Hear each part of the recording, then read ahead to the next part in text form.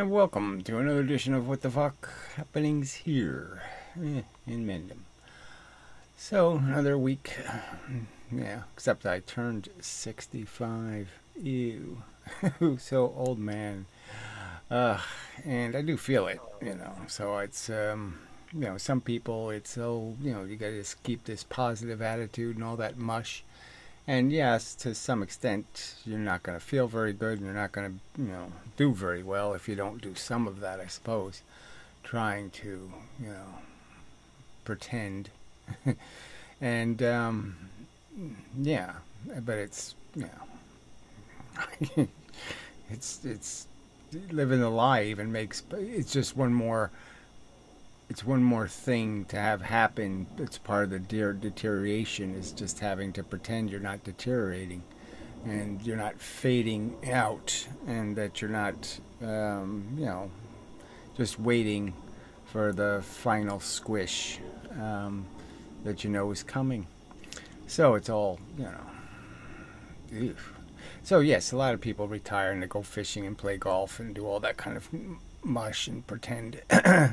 But it's just pretending. It's just running away from the dismal truth. And, yeah. Well, anyway. So, it just doesn't get any easier. And it should be, because you have all these years of experience of being alive. And so somehow, it should make you more durable and capable of sliding past all the bullshit. But yeah, it probably does to some extent. But the very fact that you're just frankly, you don't feel as well, and you're not as just, it's more difficult just because yeah, you're old and more vulnerable, and you have to be more careful and all that kind of crap. And it's just, yeah. So anyway, it's part of the context of me making these videos, I guess, is the fact that, yeah, I'm fading away. Oh, shit. So anyway, let's get to the videos. Blah, blah, blah, blah, blah. The video. And it's just more of the same. Just, failure, how to prevent failure, how to stop being a failure. And there's no really good answers, frankly. So, I might continue to fail. This us and our me and it. Yeah, right. So I was just talking about the fact that that's really just been my whole life, and you think I'd be really good at it by now. Fighting the system, fighting something, always in conflict with the plan, And it all started when I was a kid, in the sense that we did all these family events happened where you'd go on vacation and you do this shit, and I was always I don't want to go, I don't want to do this, I don't want to do that, I don't want to do that, I don't want to go there, I don't want to do, And so it was always me against the mob, who kept voting for shit I didn't want to do, and kept voting for things I don't want to have happen. And it just, so, yeah, that's been my existence, unfortunately. And it sucks. I mean, it could have been much worse, but it still sucks to just exist as a slave to systems that make poor decisions. Done. Move on. Find something better to do with your time than, scratch your itches. Okay, so it's just making a mock out of the even love. Everything is just a distraction of missions, and there's this perception that it's going to solve something, and it really can't solve anything, because we're compulsively seeking perfection, and you just see more or less of it depending on your perspective. So the cleaner the air gets, the more you can see the crap and say, oh, that needs to be fixed, and that's a mess, and that's horrible, that kind of thing. So you win, where you win, you end up losing somewhere else. I'm not saying it's all perfectly even. I just mean that it's, generally speaking, it just doesn't work. Doesn't fix the problem. Progress. It's nice, but, in some respects, but yeah, it really, I would sacrifice technology and all the advancements to regain the, the rationality that seemed to exist in the world 30 years ago, or 40 years ago, or 50 years ago. 5 will sound better anyway. It'll look cooler. So maybe it'd be a better year. But even AI hasn't even made it down. Okay, so yeah, so just pointing out that, okay, so yeah, so we've finally engineered a pretty good composite human, something that can compile the best of all of us, and somehow, incorporate that into an entity, and it's not all that impressive, right? So the best of us all put together, the ideal still isn't very functional. Can't do much. Can't even say anything all that profound. The traps that explain, what our learned experience. And so people sort of did that. You can also do that with the technology. That, you can make a bowl out of a rock, or you can, if you take this clay. Alright, so I don't know exactly what I was getting to in that point, but I was just talking about the evolution of us and how we acquire this beneficial knowledge and these details and this information. And the disappointing part is, which I didn't say in the video, is that, yeah, you would think after we have compiled all of this knowledge, that we would gain some useful perspective and people would become civilized.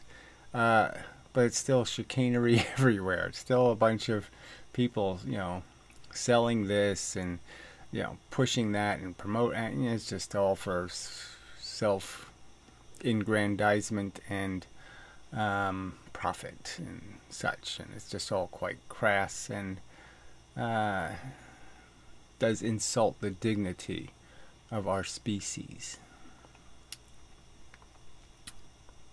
And so that's sort of the process that, we've been doing this for 10,000 years or so. This acquiring information and knowledge, and all of it points, to, we're bugs by design, and we're trying to do something that we're not designed to be, which is smart and clever and correct and right.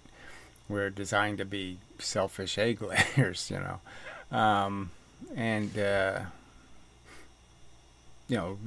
just saying we haven't done it very well, right? Because it's within our capacity to do it, to engineer our bug life into some sort of civilization that, where we can still be bugs, but there's all kinds of protections against our selfishness getting out of hand, and our poor motivations and all that crap.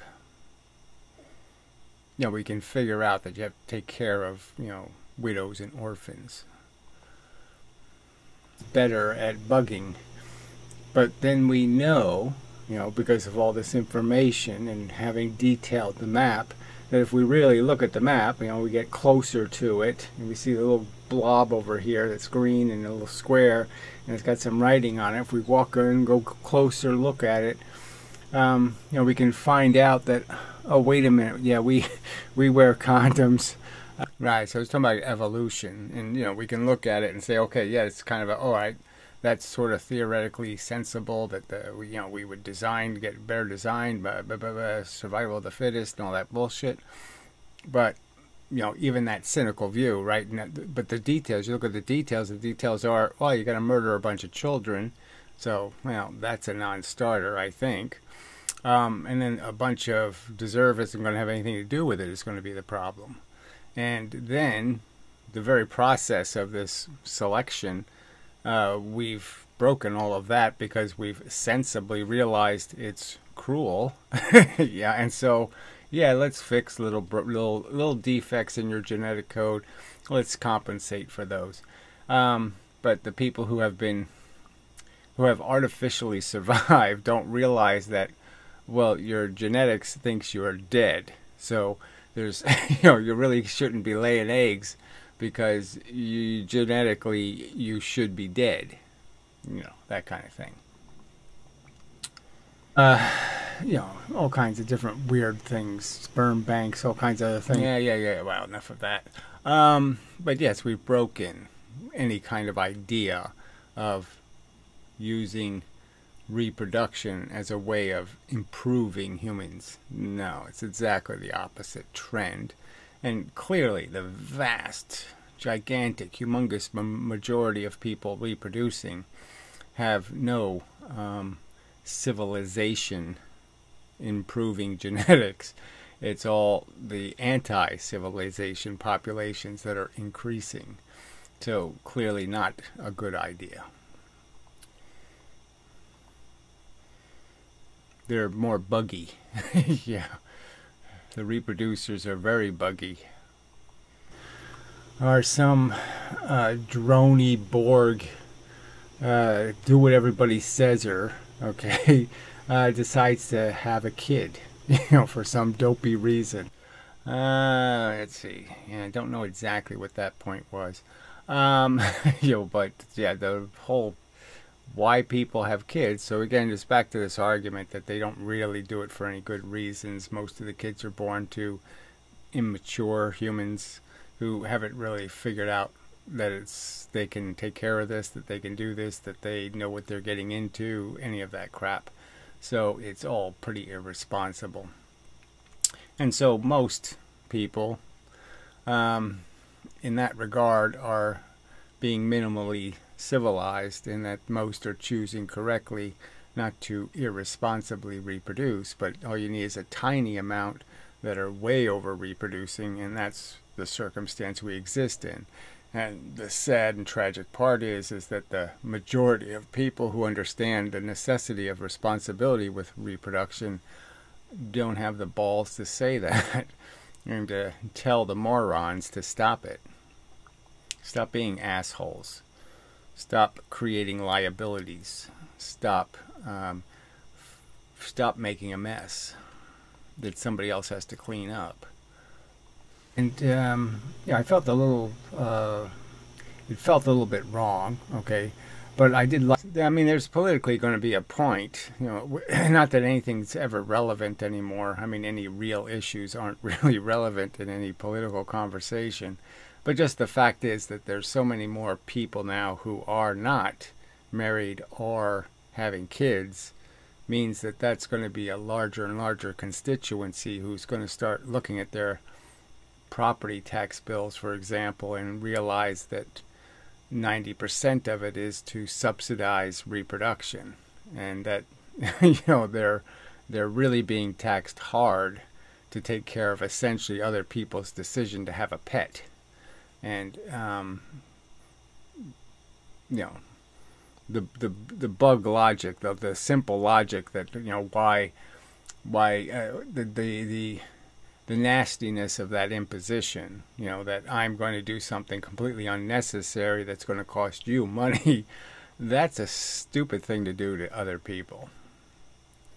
I mean, if you can't pay for it, you shouldn't be doing it, frankly. If you can't pay to have you picked up off the top of the mountain because you break your ankle or something, mountain climbing, why do you think somebody else should pay for it? That's just rude. Some idea of a conservative. Well, yeah, I don't mind that. Somebody who talks. So just talking about the fact that, it's just, you'd like it to be each issue to have a nice right side, wrong side. But everything gets turned into these coalitions where, half the people on the other side aren't so bad and half the people on your side suck. And it's like, oh, fuck. Yeah. Now what do I do? So that part sucks. Yeah, it's just part of understanding the territory and recognizing that this is going to be what life is this perpetual arguing. So I've always been, yeah, if you really, if you know something's broken, the compulsion isn't to just leave it that way. So if you see some, kid with a broken leg or something, he's, for years he's limping on his leg, and you say, oh, well, why don't we fix that? So there's stuff that you just say, God damn it, we should fix that. Oh yeah, we should fix that. Hard not to be distracted by unnecessary flaws and defects. And I've been distracted by them my whole existence. And rise above your nature. And we can, yes, that's it. Just, we have all this intelligence. The intelligence basically says you're a bug, do better. And then the plan is all these ways of getting around your psychology and doing better. And you're not going to do better by making excuses for being a bug. Just go to, and it's all, oh. So I did think about that this week. I was thinking about all the, the horror. Yeah.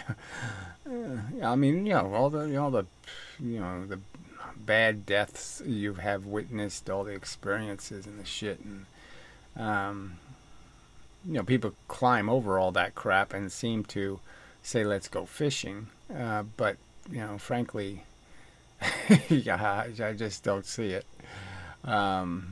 It's not it's not like it's shell shock or whatever, but we really do. Your life without the war, without being in a war, you see enough carnage to end up bent by it psychologically. Big things don't fix anything, and then you're still stuck with a sense of incompleteness. Right, so just understanding that that's the nature of us. We're in this competition, and we're built to fight and keep doing that, and we're really not built to sit down and be really comfortable and not smell anything that bothers us or see anything that bothers us, or that's not how we're built. It has all of the clout, and they exploit all the minority opinions. That's the failure of democracy. So I was talking a little bit about the whole taxing cigarettes and the whole fact that the democracy fails if it doesn't recognize its obligation not to exploit minorities and not to persecute people who don't have democratic voting power, in the sense that they don't have a majority in geographic locations. They're not segregated. And that's our current democracy, is basically says if you're not segregated as a population, you won't have any fair representation. Ingest your marijuana. And back then it mattered just because marijuana was pretty harsh. Alright, so that was about why I smoked. And the fact was the marijuana was the gateway drug to cigarette smoking. Because it irritated your lungs a little bit, and that just helped you get used to smoking very harsh, nasty Mexican marijuana. It was pretty harsh and nasty back then, back in the 70s. This fetus has had a lot of sticks in it and all kinds of shit. Natural, magical properties that entitle it to some kind of, preservation. And these other organisms are somehow blighted by some defect that makes them unworthy. So just talking about the fact that it just all doesn't make any sense, this whole, all these issues show up, people in love with fetuses, and it's irritating for so many reasons. But first, because of all this religion shit they're trying to shove down everybody's throat and tell everybody else they have to see things their religious way. But the offense of, how it connects also to the fact that, the organisms we're brutalizing, the ones we're injecting with cancers in a lab, are more alive and more conscious and more capable of having a bad day than a fucking fetus. And it's just such a hypocrisy and a duplicity to sit there and, shed your crocodile tears, or whatever the appropriate phrase is, with this fake empathy or care or concern, when it's so obvious you have none. Because because it's all duplicity. Kind of good about a minister, and it was kind of funny. He was supposed to be giving me okay, so I was talking about the few successes I did have in converting people, and one of them was a minister, and so that was sort of fun. I mean, it was negative in a way, because but the guy was already troubled. Okay, so it wasn't like but yeah, there's no good news. I mean, there was no good news for him anyway, because he was a minister, because he really cared about the world and he wanted to improve it, make people better people, and all this kind of crap. But he really didn't get that, they're bugs. You might not ever be able to make them into people. And so it's all quite discouraging. Yeah. But it's better than being a faker. So that was the bottom line. You're not going to be any happier accepting the truth, but at least you're not faking a life. And it's hard to separate yourself from the game. And it's all psychology, And and it's hard. So I can't control mine. I have to work around it. And that's all you can do, is just work around all your stupid and get in the way psychological reactions. And, it's the best you can do. Fighting, and frankly, not doing it very effectively. So, I have had a few victories, but they're, so, but yeah, mostly failures. Years and years of attempting to persuade people that there's stuff to be done, and you have to help do it. I can't do it. I don't know. It's like all the little nuisances of war, I guess. Shining your shoes and doing all this other crap when you're really supposed to just run across a field and shoot somebody.